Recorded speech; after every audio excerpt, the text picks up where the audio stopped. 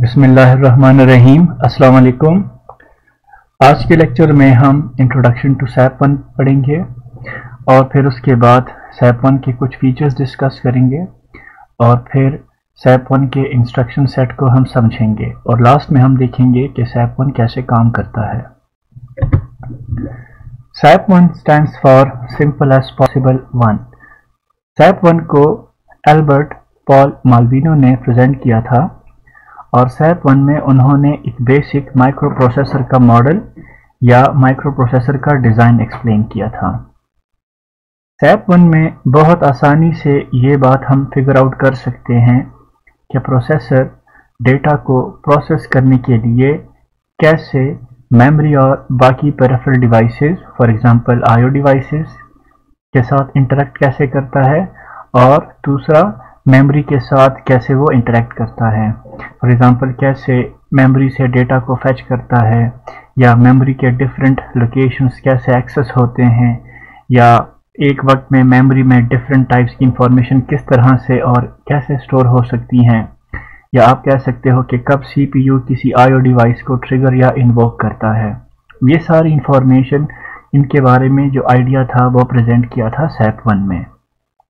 SAP 1 को आप कह सकते हो कि एक बेसिक और सिंपलेस्ट कंप्यूटर सिस्टम है जिससे कंप्यूटर के फंक्शनल यूनिट्स की निशानदेही होती है।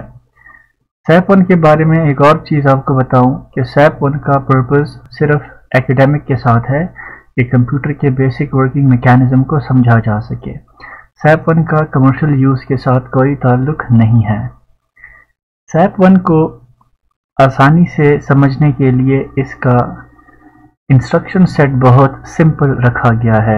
इंस्ट्रक्शन सेट का मतलब ये है कि सैप 1 कितने टाइप्स के ऑपरेशंस परफॉर्म कर सकता है और दूसरी बात ये कि सैप 1 बहुत ही लिमिटेड रिसोर्सेज को यूज़ करके एक बेसिक कंप्यूटर सिस्टम को डेवलप किया गया है। अगर हम सैप 1 के ऑपरेशंस की बात करें तो सैप 1 आपके पास 5 ऑपरेशंस को परफॉर्म कर सकता है जिनकी लिस्ट आपको नज़र आ रही है। एक है लोड अक्यूमुलेटर जिसको LDA बोलते हैं, एक आपका एडिशन फंक्शन परफॉर्म करता है, एक आपका सब्ट्रैक्शन, दूसरा आपको आउटपुट जो जनरेट होता है और फाइनली हेड फंक्शन। ठीक है, लोड अक्यूमुलेटर क्या करता है? अक्यूमुलेटर को फिलहाल आप एक कंटेनर समझ लो, ये आगे मैं आपको बताता हूँ कि अक्यूमुलेटर एग्जैक्टली क्या है और ये कैसे काम करता है। फिलहाल इस स्लाइड में आप ये समझो कि अक्यूमुलेटर आपके पास एक कंटेनर है जो वैल्यू को होल्ड रखता है। जैसे हमने कहा कि ये कंप्यूटर सिस्टम जो 2 बेसिक ऑपरेशन को परफॉर्म करता है, एक है एडिशन और एक है सब्ट्रैक्शन। तो एडिशन और सब्ट्रैक्शन में आपको 2 ऑपरेंड्स कम से कम चाहिए होते हैं। तो एक ऑपरेंड को स्टोर रखने के लिए आपके पास जो कंटेनर है उसको अक्यूमुलेटर कहते हैं। जो आप कह सकते हो जो पहला ऑपरेंड होता है, जो पहली वैल्यू होती है वो अक्यूमुलेटर में स्टोर होती है। सो लोड अक्यूमुलेटर का जो ऑपरेशन है वो क्या करता है, आपके पास पहले ऑपरेंड को अक्यूमुलेटर में स्टोर कर देता है। सिमिलरली एडिशन क्या करता है, ऐड क्या करता है, वो आपके पास 2 वैल्यूज को ऐड करता है। पहली वैल्यू तो हमने कहा कि अक्यूमुलेटर में होती है, दूसरी वैल्यू आपके पास एक दूसरा कंटेनर होता है, एक दूसरा रजिस्टर होता है एक्चुअली जिसको बी रजिस्टर बोलते हैं। और इस पॉइंट पे आप ये समझ लो कि ये आपके पास एक दूसरा कंटेनर है जो कि आपके दूसरे ऑपरेंड को होल्ड करता है। ठीक है, सो ऐड क्या करता है, इन 2 ऑपरेंड्स को जो कि अक्यूमुलेटर और बी रजिस्टर में है, इन दोनों की वैल्यूज को क्या करता है, ऐड करता है और ऐड करने के बाद जो रिजल्ट होता है वो राइट हो जाता है अक्यूमुलेटर में। अगर हम इस बात को एक्सप्रेशन की फॉर्म में लिखें तो हम कह सकते हैं कि A is equal to A plus B, where A is accumulator and B is the simple B register, right? इसी तरह सब्ट्रैक्शन का जो फंक्शन है ये आपके पास इन्हीं 2 ऑपरेंड्स को कंसिडर करता है जो कि आपके पास अक्यूमुलेटर में और बी रजिस्टर्स में है वैल्यू, और उनको वो क्या करता है, सब्ट्रैक्ट करता है और सब्ट्रैक्ट करने के बाद जो आउटपुट होता है वो आपका अक्यूमुलेटर में स्टोर हो जाता है। ठीक है, इसके बाद एक दूसरा ऑपरेशन है आउट का ऑपरेशन। ये क्या करता है, जब आपके पास ऐड और सब्ट्रैक्शन के फंक्शन का ऑपरेशन परफॉर्म हो जाए, आपके पास आउटपुट कैलकुलेट हो जाए, तो वो आप आउटपुट आपका टेम्पररी बेस पे टेम्पररी आप कह सकते हो कि अकोमोडेटर में स्टोर होता है। सो उस आउटपुट को आप कह सकते हो कि स्क्रीन पर या यूज़र को डिस्प्ले करने के लिए उसको मूव किया जाता है एक दूसरे कंटेनर में, जिसको आप कह सकते हो कि एक स्पेशल रजिस्टर होता है, या आप कह सकते हो कि कंटेनर होता है जो सिर्फ रेडी आउटपुट को होल्ड करता है, ठीक है। और फिर यहीं से वो डेटा आपके स्क्रीन पर या डिस्प्ले पर शो हो जाता है, ठीक है। और जो पांचवा ऑपरेशन है वो है हेल्ड का ऑपरेशन, जिसका मतलब है एग्जीक्यूशन को स्टॉप करना या एंड ऑफ द प्रोग्राम, ठीक है। सो ये बेसिक 5 ऑपरेशन हैं जो कि आपका SAP1 परफॉर्म करता है। इसके बाद हम SAP1 के कुछ फीचर्स को अंडरस्टैंड करते हैं। नेक्स्ट स्लाइड में चूंकि SAP1 का ब्लॉक डायग्राम है, तो ब्लॉक डायग्राम में डायरेक्ट जाने से पहले थोड़ा सा इसके फीचर्स को हम डिस्कस करें, तो फिर इसके बाद हमें उस ब्लॉक डायग्राम को समझने में बहुत आसानी होगी। जिस तरह हमने पिछले लेक्चर्स में पढ़ा था कि जितने भी आपके पास फंक्शनल यूनिट्स होते हैं तो वो आपके पास सारे कनेक्टेड होते हैं एक सिस्टम बस के थ्रू, ठीक है। और उस सिस्टम बस के थ्रू क्या होते हैं, इंफॉर्मेशन की एक्सचेंज होती है। तो इसी तरह SAP1 में भी आपके पास डिफरेंट कंपोनेंट्स हैं, ठीक है। और वो डिफरेंट कंपोनेंट्स आपस में कनेक्टेड होते हैं एक W बस के थ्रू, ठीक है। एक W बस आप कह सकते हो कि यहाँ पर एक सिस्टम बस की जैसी है, जिसके थ्रू सारे कंपोनेंट्स कनेक्टेड होते हैं और आपस में इंफॉर्मेशन इसी सिस्टम बस के थ्रू एक्सचेंज होती है। और इस W बस की जो विड्थ होती है ये 8 बिट होती है। इसका मतलब कि इस W बस में मैक्सिमम एक वक्त में 8 बिट या 1 बाइट का डेटा ट्रैवल कर सकता है। दूसरा, SAP1 में आपके पास जो रैम होती है वो 16 बाइट्स की होती है, ठीक है। 16 बाइट्स की कॉन्फ़िगरेशन कैसे होती है, ये आपके पास ये जो मेमोरी के लोकेशन हैं ये किस तरह से इनका स्ट्रक्चर कैसे होता है, ये नेक्स्ट स्लाइड में इसी लेक्चर में आपको आगे बताता हूँ। यहाँ पर आप फिलहाल ये समझें कि आपका जो रैम होता है SAP1 में, ठीक है, वो आपके पास होता है 16 बाइट्स, ठीक है। पिछले लेक्चर्स में हमने कहा था कि जब हम फंक्शनल यूनिट्स पढ़ रहे थे तो हमने कहा था कि अगर आप कोई ऐसा डिवाइस बनाते हो, कोई मशीन बनाते हो जो कि आपको कंप्यूटेशन करके दे, तो उसमें आपके पास मेमोरी यूनिट इंतहाई इम्पोर्टेंट रोल प्ले करता है, ठीक है। सो यहाँ पर SAP1 में भी आपके पास जो प्राइमरी मेमोरी आप कह सकते हो, तो वो रैम जो है यहाँ पे उसका रोल प्ले कर रही है और उसका जो साइज है वो है सिर्फ 16 बाइट्स। सिमिलरली इसके बाद हमने कहा था कि चूंकि आपके पास ये SAP1 एडिशन और सब्ट्रैक्शन के ऑपरेशंस परफॉर्म करता है, तो इन ऑपरेशंस को परफॉर्म करने के लिए जो 2 ऑपरेंड्स होते हैं, जो 2 वैल्यूज़ होती हैं, उनके लिए 2 स्पेशल कंटेनर्स होते हैं, 2 स्पेशल रजिस्टर्स होते हैं, जिनके नाम है अक्यूमुलेटर और एक है B रजिस्टर, ठीक है। और ये जो 2 रजिस्टर्स होते हैं ये सारे क्या होते हैं, 8 बिट्स के होते हैं, ठीक है। इन 2 रजिस्टर्स में आपके पास 8 बिट का डेटा आ सकता है। सिमिलरली एडर और सब्ट्रैक्टर के आपके पास कंपोनेंट्स लगे होते हैं, हार्डवेयर होता है जो कि आपको एडिशन एंड सब्ट्रैक्शन परफॉर्म करता है, ठीक है। एडिशन तो आपके पास सिंपल होती है A+B, लेकिन सब्ट्रैक्शन आपके पास जो होती है वो इन टर्म्स ऑफ एडिशन होती है यूजिंग 2's कॉम्प्लीमेंट्स, ठीक है। डिजिटल लॉजिक डिज़ाइन DLD में हमने ये चीज़ इंतहाई डिटेल से पढ़ी थी कि कैसे आप सब्ट्रैक्शन को यूजिंग 2's कॉम्प्लीमेंट्स आप परफॉर्म करते हो, ठीक है। सो यहाँ पर जो सब्ट्रैक्शन होती है वो दूसरे ऑपरेंड का 2's कॉम्प्लीमेंट फाइंड कर दिया जाता है, ठीक है। और फिर उसको उस 2's कॉम्प्लीमेंट्स के नंबर को A के साथ ऐड कर दिया जाता है, ठीक है। सो एडिशन और सब्ट्रैक्शन जो होते हैं ये आपके पास अक्यूमुलेटर और B रजिस्टर्स के जो कंटेनर्स हैं इनको कंसिडर करते हैं और इनमें पड़ी जो वैल्यूज होती हैं उनको मैनिपुलेट करती हैं। इसके बाद एक और कंपोनेंट होता है प्रोग्राम काउंटर के नाम से, जो कि आपको सीक्वेंस ऑफ एड्रेसेस जनरेट करता है और ये सीक्वेंस 0 to 15 होता है। ये बात भी आपको आगे स्लाइड्स में क्लियर हो जाएगी कि 0 to 15 क्यों है। फिलहाल आप इतना समझ लें कि चूंकि हमारे पास रैम का साइज कितना है, 16 बाइट्स है, ठीक है। तो ये 16 बाइट्स जो होते हैं ये इस तरह से स्ट्रक्चर्ड होते हैं कि आपके पास टोटल 16 मेमोरी लोकेशंस होते हैं, ठीक है। तो उन 16 मेमोरी लोकेशंस को एक्सेस करने के लिए आपको 16 डिफरेंट एड्रेसेस चाहिए होते हैं, जो एड्रेसेस जनरेट करता है प्रोग्राम काउंटर। अगर हम डेसिमल में देखें तो 0 to 15 होते हैं, और अगर आप हेक्साडेसिमल में देखें तो 00H से H means hexadecimal to FFH, F हम कहते हैं 1111 को, ठीक है। सो 15 आपका हो जाता है F।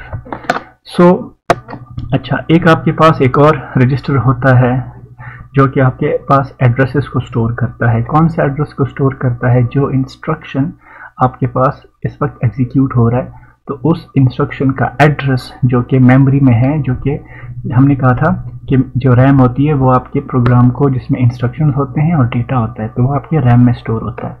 तो जो इंस्ट्रक्शन अभी आपका SAP1 एग्जीक्यूट कर रहा है, तो रैम में उसका जो एड्रेस होता है वो आपका स्टोर होता है मेमोरी एड्रेस रजिस्टर में, ठीक है। और सिमिलरली एक कंट्रोल मैनेजर होता है, एक कंट्रोल यूनिट होता है, आप कह सकते हो कि एक मैनेजर होता है जो कि SAP1 के तमाम कंपोनेंट्स को मैनेज करता है, ठीक है। मैनेज करने से मुराद है कि ये कंट्रोल यूनिट डिसाइड करता है कि किस वक्त कौन सा कंपोनेंट एक्शन में होगा, कौन सा कंपोनेंट आप कह सकते हो कि वर्क करेगा, कौन सा कंपोनेंट आइडल रहेगा, ठीक है, कौन सा कंपोनेंट कौन से कंपोनेंट के साथ डेटा शेयर कब करेगा, कब नहीं करेगा। तो ये सारी चीज़ें डिसाइड करता है SAP1 का कंट्रोल यूनिट, ठीक है। और सिमिलरली एक आपके पास एक और कंटेनर होता है आउटपुट रजिस्टर के नाम से, जो आउटपुट आपका एडर और सब्ट्रैक्टर जो कंपोनेंट्स आपको आउटपुट जनरेट कर देते हैं, तो स्क्रीन पर डिस्प्ले करने के लिए वो आउटपुट रजिस्टर में मूव कर दिया जाता है। ये आपके पास है SAP1 का ब्लॉक डायग्राम, ठीक है। ये आपको नज़र आ रहे हैं, डिफरेंट कंपोनेंट्स हैं, ठीक है। अभी इसके डिटेल में नहीं जाते। ये आपके पास डिफरेंट कंपोनेंट्स हैं, ये जो आपको ये W बस है जिसके थ्रू ये सारे कंपोनेंट्स क्या हैं, कनेक्टेड हैं। ये जो आपको एरोस नज़र आ रहे हैं, ये आपको direction of flow of data बता रहे हैं कि सिस्टम बस के थ्रू कौन सा कंपोनेंट कितना किस फैशन में, किस बिहेवियर में डेटा को एक्सचेंज कर रहा है। फॉर एग्जांपल ये W बस यहाँ अकोमोडेटर को आप कह सकते हो कि डेटा अकोमोडेटर को सिस्टम बस के थ्रू डेटा आ भी सकता है, और अकोमोडेटर से सिस्टम बस के थ्रू डेटा को आप सेंड भी कर सकते हो किसी दूसरे कंपोनेंट में। ये जो एरोस के अंदर आपको नंबर्स लिखे हुए नज़र आ रहे हैं, ये आपके पास लेंथ ऑफ डेटा है। मिसाल के तौर पे यहाँ पर हम कह सकते हैं कि अकोमोडेटर 8 बिट का डेटा सिस्टम बस या W बस के थ्रू इसको सेंड कर सकता है, और या आप कह सकते हो कि अकोमोडेटर 8 बिट का डेटा W बस के थ्रू रिसीव कर सकता है, ठीक है। और ये जो आपको कंपोनेंट्स के ये जो आपको ब्लैक लाइंस नज़र आ रही हैं, ये आपके पास कंट्रोल लाइंस हैं, जो कि आपका कंट्रोलर या सीक्वेंसर, जो लास्ट स्लाइड में मैंने इसको एक मैनेजर का नाम दिया था, ये मैनेजर के यूज़ के लिए हैं। और इन लाइंस के थ्रू ये कंट्रोल सीक्वेंसर मैनेज करता है कि किस वक्त कौन सा कंपोनेंट ट्रिगर होगा, इन्वोक होगा, कौन सा कंपोनेंट आप कह सकते हो कि एक्शन में आएगा, कब वो डेटा को सेंड या रिसीव करेगा, वगैरह वगैरह, ठीक है। सो ये एरोज आपको फ्लो ऑफ डेटा रिप्रेजेंट कर रहे हैं। ये एरोस के अंदर नंबर जो हैं ये आपको अमाउंट ऑफ डेटा रिफ्लेक्ट कर रहे हैं, और ये जो आपको कंपोनेंट्स को, ये जो ब्लैक लाइंस आपको नज़र आ रहे हैं, ये आपके पास कंट्रोल इनपुट हैं जो कि कंट्रोल सीक्वेंसर के लिए है, और इसके थ्रू आपका कंट्रोल सीक्वेंसर इन सारे कंपोनेंट्स को कंट्रोल करता है।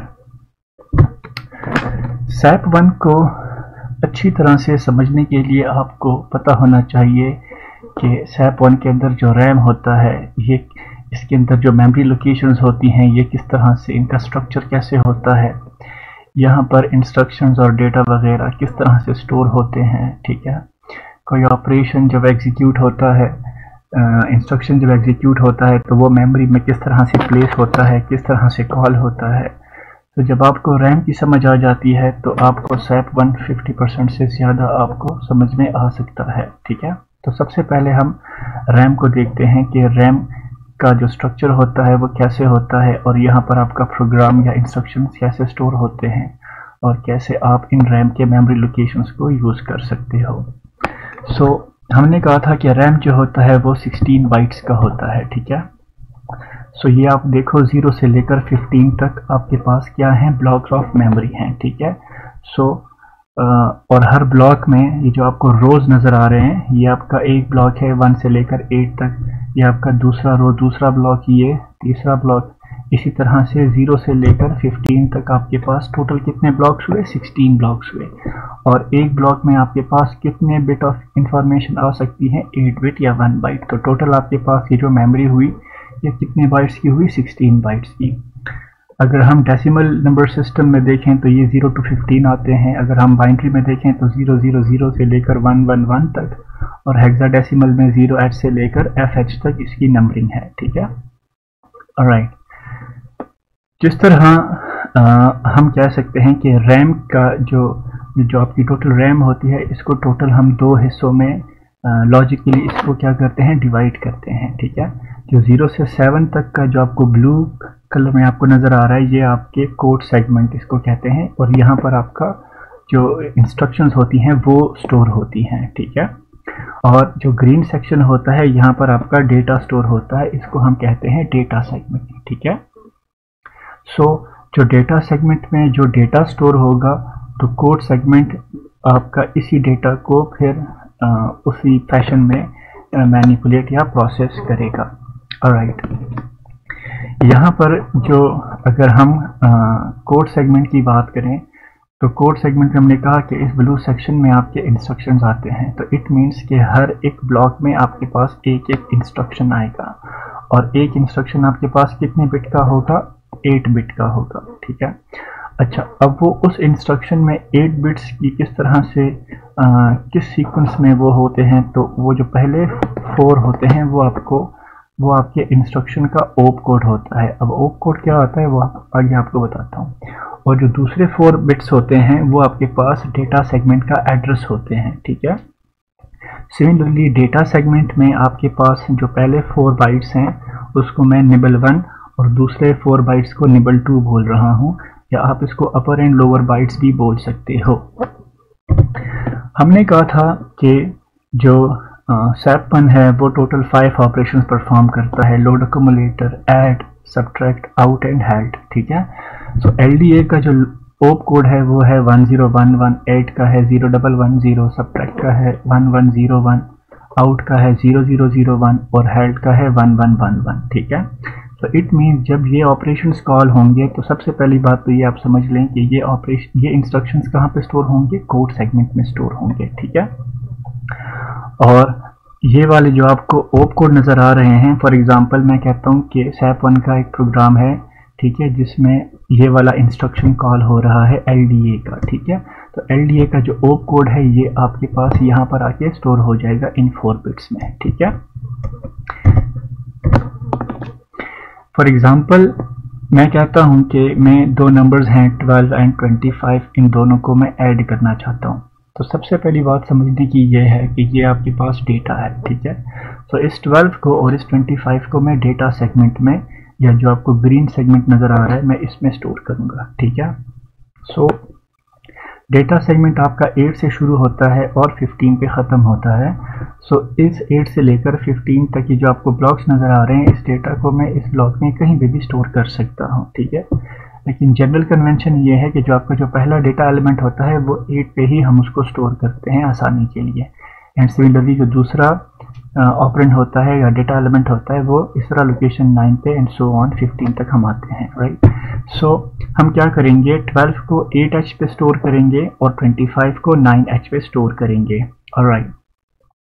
अगर हम 12 को 8H पे स्टोर करेंगे तो 12 का ये आपका ये जो 1 है ये एक निबल में स्टोर हो जाएगा, और ये जो 2 है ये आपका दूसरे निबल में स्टोर हो जाएगा।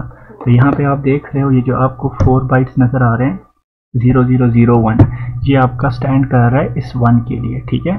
और ये जो 2 है ये आपका है 0010, तो इट मीन्स कि ये आपका हो गया है 12 हेक्साडेसिमल में, ठीक है। सिमिलरली 25 जो है इसको मैं यहाँ पे लिखता हूँ 0010 और ये आपका हो गया 0101, ठीक है।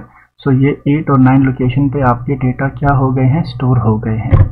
अब इसके बाद हम इंस्ट्रक्शंस लिखते हैं जो इस डेटा को एक्सेस करेगा और इस डेटा को प्रोसेस करेगा।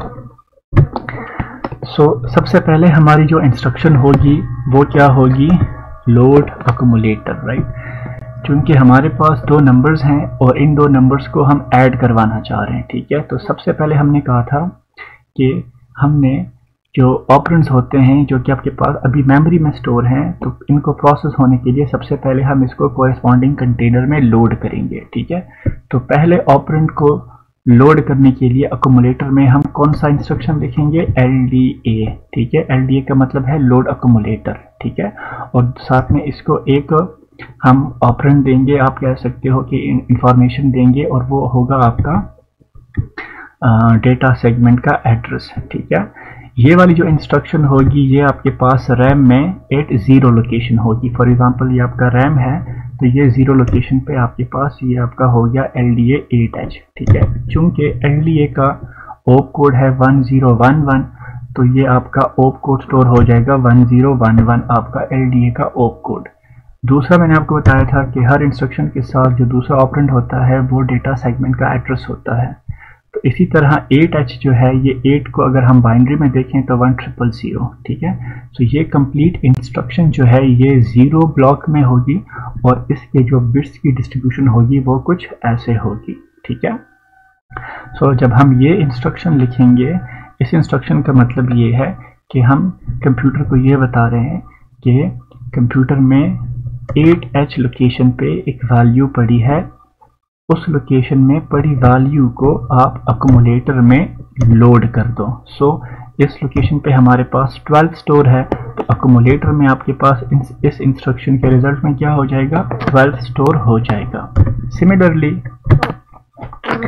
ऑलराइट, यहाँ पे एक सवाल पैदा होता है कि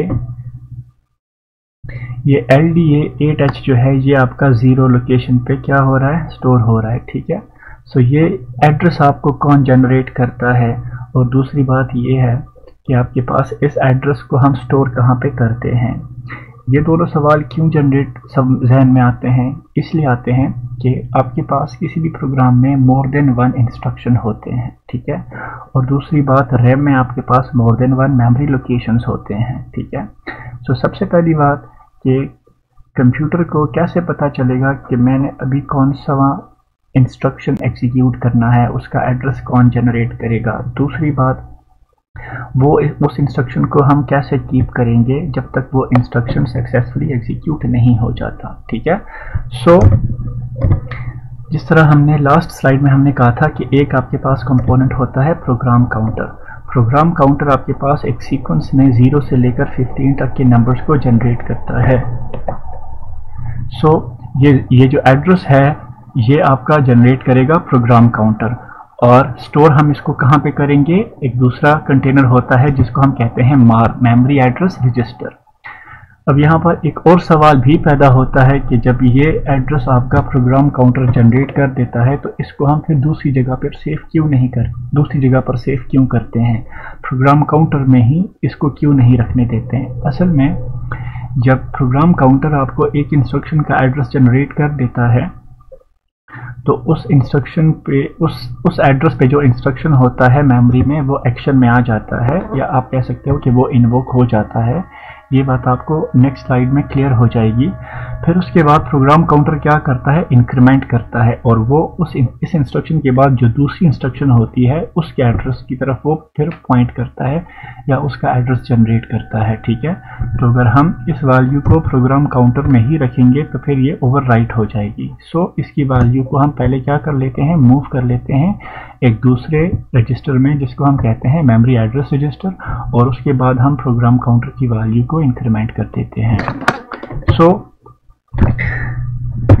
इस इंस्ट्रक्शन की बेस पे हमारे पास अक्यूमुलेटर में 8H में पड़ी जो वैल्यू थी वो क्या हो गई, अक्यूमुलेटर में स्टोर हो गई, और ये आपके पास 00H लोकेशन ऑफ रैम में क्या था, स्टोर था। इसके बाद हम क्या करेंगे, 89H क्या करेंगे, इस इंस्ट्रक्शन को लेट्स सपोज कॉल करते हैं, और ये जो इंस्ट्रक्शन होगी ये आपके पास कौन से ब्लॉक में, कौन से एड्रेस पे होगी, 01 पे होगी, ठीक है।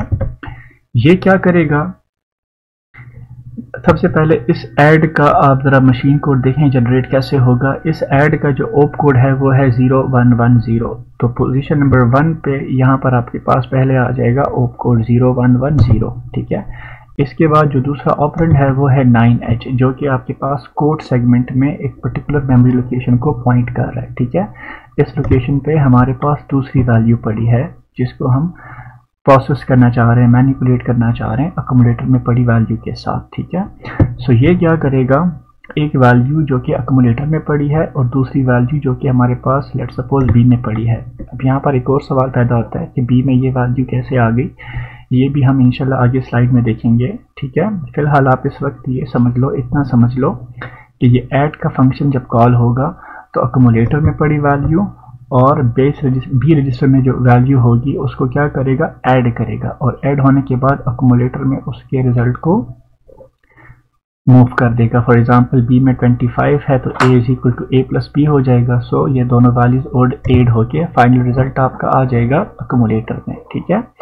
ऑलराइट, सो ऐड का जो ऑप कोड है वो है 0110 और 9H, अगर हम 9 को बाइनरी में लिखते हैं तो वो आता है 1001, ठीक है। तो ब्लॉक नंबर 1 में ये इंस्ट्रक्शन कुछ इस फॉर्मेट में क्या होगा, सेव होगा, और जो 9H लोकेशन है आपके पास, वहाँ पर आपके पास जो दूसरा नंबर है जो कि हमने यहाँ पे कंसिडर किया है 25, ठीक है। तो ये आपका हो जाएगा 2 और ये आपका हो जाएगा 5। तो लोकेशन 9H पे आपके पास पड़ा है 25, ठीक है। तो इस इंस्ट्रक्शन की बेस पे ये दोनों वैल्यूज क्या हो जाएंगे, ऐड हो जाएंगे 8 और 9 पे जो पड़ी हैं, और रिजल्ट आपका अक्यूमुलेटर में चला जाएगा। सिमिलरली अब अक्यूमुलेटर में आपके पास टेम्पररी बेस पे आपके पास आउटपुट पड़ा है। अब हम चाहते हैं कि इस आउटपुट को हम यूज़र को या किसी डिस्प्ले के हार्डवेयर पे अगर हम डिस्प्ले करना चाहें तो उसके लिए हम कमांड लिखेंगे आउट का। सो आउट का जो इंस्ट्रक्शन होगा ये आपका स्टोर होगा कौन से मेमोरी लोकेशन पे, 02H लोकेशन पे, इस लोकेशन पे, राइट। और ये क्या करेगा, अक्यूमुलेटर में जो वैल्यू होगी जो कि 37 है इस केस में, उसको मूव कर देगा आउटपुट रजिस्टर में, ठीक है। सिमिलरली जब आपका आउटपुट रजिस्टर में वैल्यू आ गई तो उसके बाद हम क्या करेंगे, HLT को कॉल करेंगे, और जब HLT कॉल होगा तो ये आपका स्टोर होगा इस लोकेशन पे 3H पे, ठीक है। और आपके पास जो आउटपुट की वैल्यूज है वो स्क्रीन पर डिस्प्ले हो जाएगी और आपका प्रोग्राम ख़त्म हो जाएगा। यहाँ पर दो चीज़ें और आपको मैं बताऊं कि ये जो LDA, एड और सब्ट्रैक्ट के ऑपरेशंस हैं, ये आपके पास ऐसे ऑपरेशन हैं जिनको आपने ऑपरेंड प्रोवाइड करना होता है, और वो ऑपरेंड जो होता है वो किसी डेटा सेगमेंट का एक एड्रेस होता है, ठीक है। जिस तरह हमने LDA कॉल किया था तो इसी तरह उसके साथ हमने डेटा सेगमेंट का कोई एड्रेस साथ में दिया था। ऐड के साथ भी हमने डेटा सेगमेंट का कोई एड्रेस हमने ऑपरेंड प्रोवाइड किया था। इसी तरह अगर आप सब कॉल करोगे तो सब के साथ भी आप कोई डेटा सेगमेंट का कोई एड्रेस आप इसके साथ आप अप्लाई करोगे। ये जो आउट और HLT के दो ऑपरेशंस हैं, इनको आप कह सकते हो कि ऑपरेंड नहीं चाहिए होता, ठीक है। इनका जो ऑपरेंड, जो डेटा सेगमेंट का जो ऑपरेंड वाला पार्ट है, इसको आप कह सकते हो कि वैल्यू X हो सकती है, 0, 1 कुछ भी हो सकती है, ठीक है। सो जिस तरह मैंने कहा कि जब आप आउट को कॉल करते हो तो ये आपके पास लोकेशन 2 पे स्टोर होता है, 2H पे। सो ये आपका लोकेशन 2H है। सो आउट का जो ऑप कोड है वो हो जाएगा 0001, तो ये आपका हो गया 0001, ठीक है, जो ऑप कोड का सेक्शन है। क्योंकि इसके साथ हम डेटा सेगमेंट, इसके साथ हम कॉल नहीं करते, ज़रूरत नहीं पड़ती, तो इन 4 बिट्स को आप कोई भी रख सकते हो, 000 भी कर सकते हो, 111 भी कर सकते हो, या कोई भी कॉम्बिनेशन 1010, कोई भी, डोंट केयर, ठीक है। सिमिलरली जो थर्ड ऑपरेशन था HLT का, ये आपके पास थर्ड लोकेशन पे स्टोर था। इसका जो ऑप कोड है HLT का वो है 111। सो ऑप कोड की जगह पे आ जाएगा 111, और ये वाले जो 4 बिट्स हैं ये आपके पास डोंट केयर हैं, इसकी कोई भी कॉम्बिनेशन आप यूज कर सकते हो। सो नेक्स्ट लेक्चर में इंशाल्लाह हम देखेंगे कि कैसे आपके पास जो SAP1 के कंपोनेंट्स हैं वो कैसे कंपोनेंट वाइज हम उसको एक्सप्लेन करेंगे कि कौन सा कंपोनेंट कैसे काम करता है। इसकी मैं बात कर रहा हूँ, इसकी, ठीक है। और हम देखेंगे कि कौन सा कंपोनेंट किस वक्त किस कंपोनेंट के साथ क्या इंफॉर्मेशन शेयर करता है, ठीक है, और वो इंफॉर्मेशन की लेंथ किस वक्त कितनी होगी, और WBus के थ्रू ये सारे कंपोनेंट्स कैसे कनेक्टेड होते हैं।